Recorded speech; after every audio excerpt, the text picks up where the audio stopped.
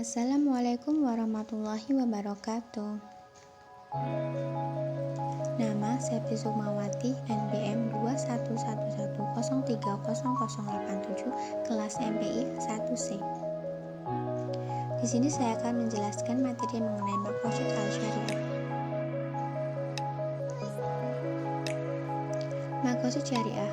Konsep dan pengertian maqasid syariah. Konsep maqasid syariah merupakan salah satu konsep penting yang menjadi pokok bahasan dalam Islam. Begitu pentingnya hingga para mujtahid yang melakukan ijtihad harus memahaminya. Maqasid syariah secara sederhana diartikan sebagai tujuan syariah. Mengutip jurnal teori maqasid al-syariah dalam hukum Islam tulisan Mufarsidik Imam Al-Haramain Al-Juwaini secara tegas mengatakan bahwa seseorang tidak dapat dikatakan mampu menetapkan hukum sebelum benar-benar memahami tujuan Allah Subhanahu wa Ta'ala mengeluarkan perintah dan larangan tersebut. Pada dasarnya, inti dari teori maqasid al-syariah ini adalah untuk mewujudkan kebaikan sekaligus menghindarkan keburukan. Pengertian. Kata maqasid merupakan bentuk jamak dari kata maqsad yang artinya maksud dan tujuan, sedangkan syariah bermakna hukum-hukum Allah yang ditetapkan untuk manusia agar dipedomani untuk mencapai kebahagiaan hidup di dunia dan akhirat. Menurut Wahbah Al-Juhaili dalam Ushul Al-Fiqh Al-Islami menuliskan bahwa maqasid syariah adalah makna-makna dan tujuan-tujuan yang dipelihara oleh syarah dalam seluruh atau sebagian besar hukumnya, atau tujuan akhir dari syariat dan rahasia-rahasia yang diletakkan oleh syarah pada setiap hukumnya. B. Syarat-syarat maqasid al-syariah. Wahbah Al-Juhaili dalam bukunya menetapkan syarat-syarat maqasid al-syariah. Menurutnya bahwa sesuatu baru dapat dikatakan sebagai maqasid al-syariah apabila memenuhi 4 syarat berikut, yaitu 1. Harus bersifat tetap. Maksudnya, makna-makna yang dimaksudkan itu harus bersifat pasti atau diduga kuat mendekati kepastian. 2. Harus jelas sehingga para fuqaha tidak akan berbeda dalam penetapan makna tersebut. Sebagai contoh, memelihara keturunan yang merupakan tujuan disyariatkannya perkawinan. 3. Harus terukur. Maksudnya, makna itu harus mempunyai ukuran atau batasan yang jelas yang tidak diragukan lagi, seperti menjaga akal yang merupakan tujuan pengharam akibat dan ukuran yang ditetapkan adalah kemabukan. 4. Berlaku umum. Artinya, makna itu tidak akan berbeda karena perbedaan waktu dan tempat, seperti sifat Islam dan kemampuan untuk memberikan nafkah sebagai persyaratan kafaah dalam perkawinan menurut mazhab Maliki. C. Bentuk-bentuk maqasid syariah. Menurut Imam Asy-Syatibi, ada 5 bentuk maqasid syariah. 5 bentuk ini disebut juga sebagai 5 prinsip umum atau kulliyat al-khamsah. Masing-masing bentuk ini memiliki 2 pembagian, yaitu dari segi wujud atau penjagaan dan dari segi adam atau pencegahan. 5 bentuk maqasid syariah ini adalah sebagai berikut. 1. Maqasid syariah untuk melindungi agama. Bentuk maqasid syariah untuk melindungi agama merupakan hak memeluk dan meyakini seseorang boleh dan berhak memeluk agama yang diyakini secara bebas dan tanpa gangguan. Contoh penjagaannya adalah dengan melaksanakan sholat dan zakat.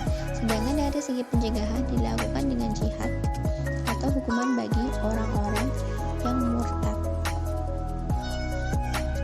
2. Maqasid syariah untuk melindungi jiwa. Bentuk maqasid syariah untuk melindungi jiwa merupakan landasan dan alasan yang menyatakan bahwa seorang manusia tidak boleh disakiti, dilukai, apalagi dibunuh. Contoh penerapannya adalah dengan makan dan minum. Sedangkan dari segi pencegahan dilakukan dengan cara qisas dan diyat. 3. Maqasid syariah untuk melindungi pikiran. Bentuk maqasid syariah untuk melindungi pikiran atau akal berangkat dari hal ini, maka segala hal yang menyebabkan hilangnya akal menjadi tidak boleh, termasuk di dalamnya mengkonsumsi narkoba atau minuman keras. Termasuk dalam hal ini juga adalah kebebasan berpendapat secara aman bagi setiap orang.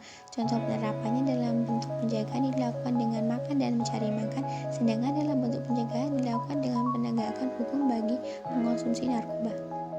4. Maqasid syariah untuk melindungi harta. Maqasid syariah untuk melindungi harta menjamin bahwa setiap orang berhak memiliki kekayaan harta benda dan merebutnya dari orang lain merupakan hal yang dilarang, baik dalam bentuk pencurian, korupsi, dan lain sebagainya. Contoh penerapan hal ini dilakukan dengan cara melaksanakan jual beli dan mencari rezeki, sedangkan bentuk pencegahan dilakukan dengan hukum potong tangan bagi pencuri dan pembunuh. 5. Maqasid syariah untuk melindungi keturunan. Maqasid syariah untuk melindungi keturunan membuat maka zina menjadi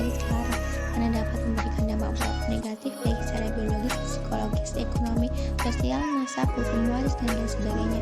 Karena itu penjagaannya dilakukan dalam bentuk pernikahan. Sedangkan bentuk penjagaan dilakukan dengan menegakkan hukum bagi orang yang berzina dan yang menuduh orang lain berzina tanpa adanya bukti.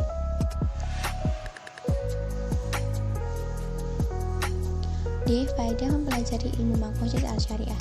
Berdasarkan pengertian dan landasan berpikir ilmu maqasid al-syariah di atas, berikut akan dikemukakan secara ringkas beberapa faedah mempelajari ilmu maqasid al-syariah. Faedah-faedah itu dapat disebutkan sebagai berikut. 1.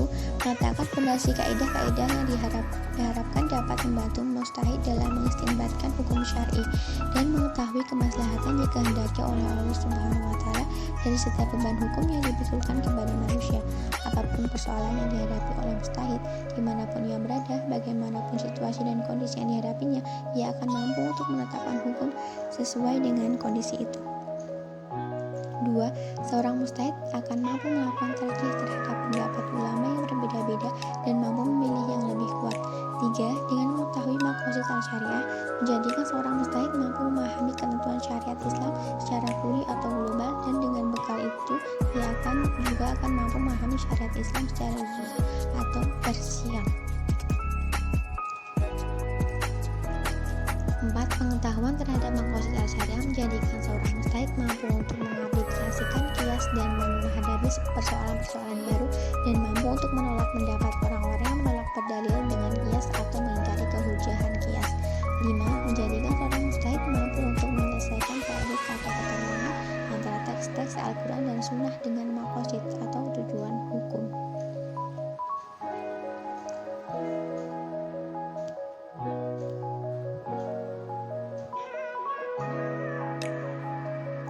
Demikian penjelasan mengenai materi maqasid al-syariah. Hanya itu yang dapat saya sampaikan. Apabila terdapat kesalahan, saya mohon maaf. Wassalamualaikum warahmatullahi wabarakatuh.